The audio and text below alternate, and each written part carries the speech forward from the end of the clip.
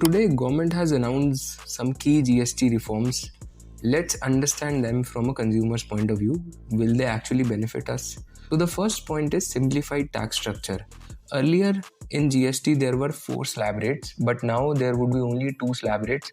One is 5% and the another one would be 18%, which would be effective from 22 September 2025.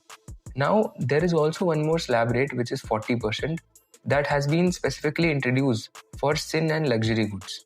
So now whenever you are buying some luxury car or luxury good, then you will be GST applicable on that good would be 40%. The second part is the need of the hour that was required. It was that earlier in health insurance, we used to pay 18% GST. The same in life insurance, we used to pay 18% GST. But now there would be zero tax in life insurance as well as health insurance. And right now, if we talk about the Indian population, I think more than 35 to 40% of the Indian population does not have a health insurance.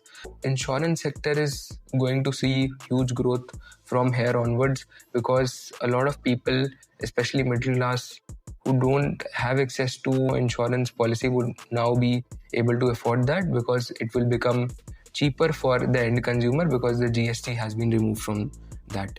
Also, the everyday essentials like packaged food, toiletry, medicines will now fall under 5% GST tax slab or even zero tax slab under GST. Then there is also a boost for consumer spending and festive season is also ahead of us. So consumer electronics, small cars, TV, ACs will now have 18% GST. Earlier it was 28%. So this is also beneficial. Also, as I told you, there is a 40% tax bracket which has been introduced on the luxury and sin goods that we have already talked about. And all this entire thing, the GST reforms that has been done by the government, these reforms are expected to reduce inflation by 1.1 percentage points and also stimulate consumption. So consumption would be somewhere rising among all the population in India. And also there is some projection that the government has made that there would be a shortfall of government revenue by 48,000 to 50,000 crores, which is $5.5 billion, which is lower than earlier estimates. And how has the markets responded? Let's talk about that. So Sensex rose 0.55%.